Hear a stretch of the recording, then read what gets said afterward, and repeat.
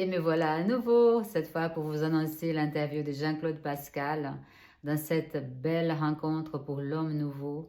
Et c'est particulier parce que là, aujourd'hui, avant de partir à cette rencontre, j'arrivais même pas à, à me souvenir exactement comme elle s'appelait. Je disais la rencontre de l'homme nouveau, de l'homme nouveau homme. Enfin, c'était un brouillard dans ma tête. Et en fait, après cette rencontre, ce qui est intéressant, c'est que j'ai pu aujourd'hui le dire de façon claire, de façon nette et avec plaisir de parler de cette rencontre pour l'homme nouveau, pour l'être nouveau que je suis, que vous êtes, que nous sommes en devenir. Et c'est tellement important de dire ça aujourd'hui. Et c'est vrai qu'il faut un temps pour tout. Il faut un temps pour tout. Et il y a des moments où on n'est pas prêt à assumer ça, à, à les dire, à, à les faire devenir publics. Et là, je l'ai fait avec vraiment avec plaisir, avec joie. Je crois que c'est ça le mot, avec joie. Je l'ai dit, c'était un super week-end et quelque chose s'est passé ce week-end-là. Je pense que pas que pour moi, mais pour beaucoup de monde, et peut-être pour tout le monde qui y était. Et donc, c'était vraiment un plaisir.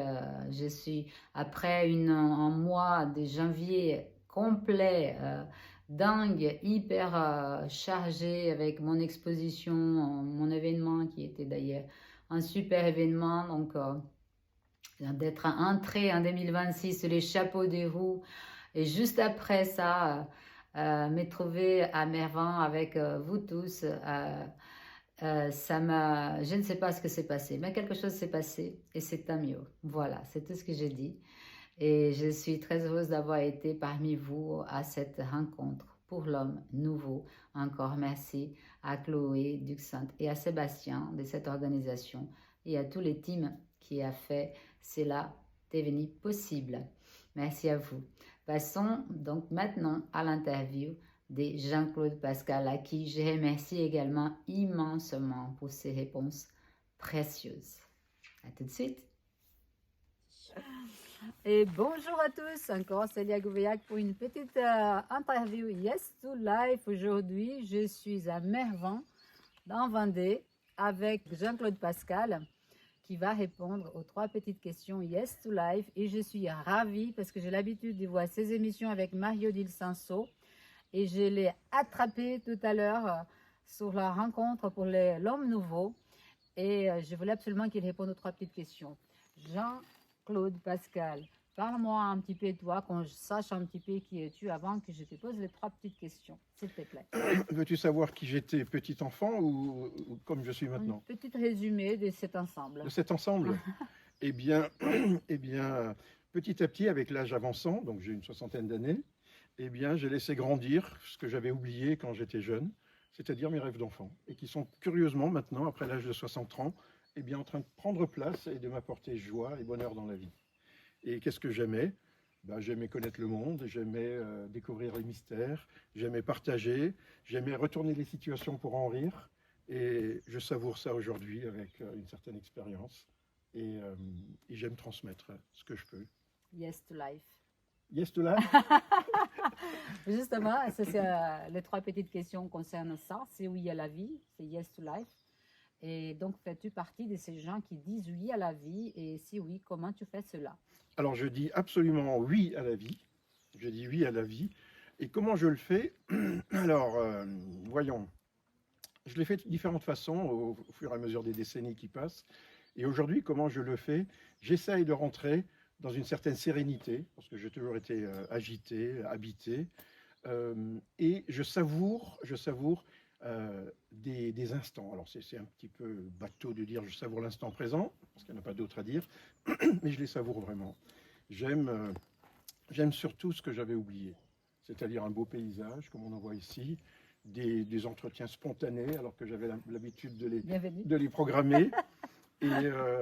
Et puis je continue avec une approche beaucoup moins intellectuelle, beaucoup moins académique, ce qui m'a toujours animé, c'est-à-dire découvrir, approfondir les mystères de la vie, les mystères de l'univers, la place de l'homme dans la vie et surtout de la mienne dans mon environnement immédiat.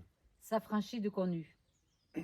S'affranchir du connu, alors là tu me rappelles un des livres qui m'a beaucoup marqué, qui était de Krishnamurti, un petit livre vert qui s'appelait « Se libérer du connu ».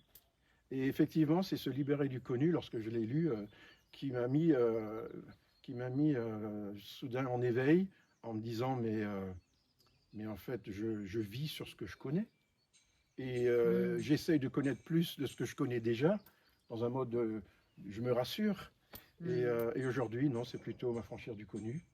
Voire m'affranchir des sentiments, mais pas des sentiments au sens j'aime pas, m'affranchir des émotions qui sont incarnées dans le corps et qui se réveillent parfois dans des situations. Donc se libérer du connu, c'est surtout se libérer d'une cuirasse cellulaire, on pourrait dire, qui a pris sur elle toutes les douleurs de la vie, mais qui m'ont permis de survivre. Oui. Comme tous, on a tous une cuirasse.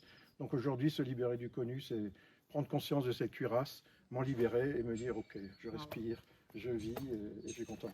Super, très bien. Dans la deuxième question concerne l'œuvre d'art. Penses-tu que l'œuvre d'art peut aider les gens à élever la conscience? Alors, personnellement, je dirais oui. Je ne suis pas artiste, mais je dirais que ça peut élever la conscience, tout particulièrement aujourd'hui, où le monde est entièrement rationalisé, mécanisé, mentalisé, contrôlé, mis dans des boîtes. Donc l'art s'offre au regard. Et pour peu qu'on laisse cette impression rentrer dans nos yeux, dans notre cerveau, de notre cerveau, dans la colonne vertébrale, qu'elle diffuse dans l'intégralité du corps, je pense aujourd'hui que c'est très important, que non pas qu'on redécouvre, mais qu'on entretienne les artistes, qu'on entretienne la création, qu'on apprenne à regarder l'art sans réfléchir. Lorsque je regarde une œuvre d'art ou lorsque je lis un bouquin sur une œuvre d'art et qu'il faut que je réfléchisse pour savoir si je l'aime ou pas, je me dis c'est perdu. Oui, les fameux arts contemporains, enfin, c'est vrai qu'il y a de tout aujourd'hui aussi dans l'art, donc il y a aussi cette perception qui est, comment dirais-je, avoir un peu de discernement également, parce que voilà. Après, chacun voit à son là où il est. Oui, d'ailleurs, ma parole n'a pas beaucoup d'importance. Je suis pas artiste ni critique d'art, et je ne veux surtout pas dénigrer un art qu'on ne comprend pas, parce que justement, ça fait partie d'un processus qui est en cours. Tout à fait. Alors, un art qu'on ne comprend pas, comme ce dont tu as parlé, et puis tous les artistes qui sont suivis au fil des siècles ont apporté quelque chose de nouveau, souvent beaucoup été incompris. Et là où je dis, c'est se laisser imprégner par cette nouveauté, pour que cette nouveauté accompagne la vie. Bien sûr, on ne pourra pas éviter d'essayer de l'analyser, mais là, elle ne fait pas son travail, à mon sens. En effet, sens. Tout à fait, je suis d'accord sur cela. Très bien, merci beaucoup. Et il reste une petite question pour la dernière qui concerne donc l'actualité, les mondes dans lesquels nous vivons aujourd'hui. Comment tu perçois ces mondes-là et comment fais-tu pour les traverser sans laisser trop de plumes? Alors, c'est très complexe, donc je vais plutôt le réduire à deux éléments qui peut-être témoignent du reste. Je pense que les grands dangers aujourd'hui ne sont pas communiqués dans les médias ni dans la conscience de la grande masse. Le grand danger, pour moi, c'est la pollution. La pollution des esprits, la pollution des sentiments, la pollution de la vitalité, la pollution cellulaire, la pollution des terres, la pollution au global. Et cette pollution n'est pas prête de s'arrêter. J'ai un bagage de scientifique, et donc je regarde toujours ce qui se passe avec les principes premier et deuxième principes de la thermodynamique. Nous sommes un monde qui est bâti, un monde économique, qui est bâti sur la croissance et sur la consommation. Croissance et consommation, ça veut dire production. Production, ça veut dire consommation d'électricité, consommation d'énergie. Consommation d'énergie veut dire transformation d'énergie, veut dire création d'entropie, veut dire énergie résiduelle dont on ne sait pas quoi faire. Donc tant qu'on sera sur un modèle sur croissance, production, consommation, on continuera inévitablement à détériorer, à dégrader l'énergie disponible et entre autres, celle qu'on ne voit pas, la pollution, sur tous les aspects du vivant. L'autre aspect que je trouve très, très inquiétant, mais c'est quelque chose de nouveau, c'est l'intelligence artificielle. l'intelligence artificielle est une immense base de données qui donne accès à toute personne qui sait l'utiliser, à pratiquement toute la connaissance qu'on a fait manger à l'ordinateur. Donc c'est un accès à la connaissance déjà existante. Or, pour moi, l'intelligence, c'est être capable d'entrevoir le nouveau, d'entrevoir ce qui n'existe pas encore, de faire des liens entre ce qui n'a pas encore existé et qui sera demain. Et je ne pense pas aujourd'hui, mais je ne suis pas un programmateur de ligne de programme, je ne pense pas aujourd'hui que cette intelligence artificielle soit intelligente. Elle ressemble à de l'intelligence parce qu'elle est capable de mettre en relation quantité de données, mieux qu'un humain. Par contre, ce qu'on ne pourra pas éviter, c'est qu'aujourd'hui, personne ne ferait appel à un plombier qui arrive les mains dans les poches et qui travaille avec un marteau et une ficelle. Personne ne ferait appel à un électricien qui vient, qui travaille à main nue. Donc les outils des artisans font que l'artisan fait mieux son travail. L'outil de l'intelligence artificielle aidera ceux qui ont besoin de capacités d'organisation, de rassembler des concepts, de faire mieux leur travail. Mais il en sera de même que pour les ouvriers. Un ouvrier qui travaille comme un sagouin, même avec les meilleurs outils, travaillera mal. Il en est de même pour le cadre ou le col blanc qui utilisera l'intelligence artificielle. S'il n'est pas bon, l'intelligence artificielle mettra en évidence encore plus grand que... Ouais. Et pareil pour les autres. Ceux qui sauront s'en servir, l'intelligence artificielle va les éclairer, en fait. Les éclairer et multiplier leurs capacités. Voilà, il y a une question qu'on va voir aussi clairement ce qui n'est pas bien que ce qui est bien, mais ça dépend de la personne, de l'usage qu'on fait, en fait. Peut-être un dernier message, parce que ça compte beaucoup pour moi. Je me suis beaucoup occupé de jeunes, d'adolescents, et j'aime bien accompagner, même si je le fais moins aujourd'hui. Je pense que l'utilisation de l'intelligence artificielle pour des jeunes qui naissent et qui naissent avec ça, je pense, mais que l'avenir me dise que je me suis trompé, c'est que je pense que ça empêchera de réfléchir. Ça évite de poser des problèmes, ça évite de modéliser des situations.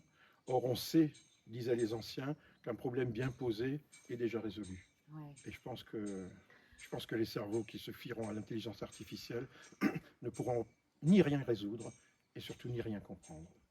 Donc, comme on le disait ce matin, eh bien, si je reprends cette phrase de Paracels, peut-être, que j'aime beaucoup, qui est un auteur que j'ai beaucoup lu, celui qui peut s'appartenir à lui-même ne doit pas appartenir à un autre. J'adore. Celui qui peut être lui-même ne doit pas être un autre.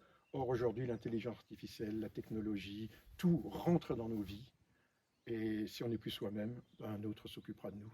Et on ne sera plus qu'un outil, qu'une sorte d'ectoplasme organique, mais plus vraiment un être humain libre et digne. Wow.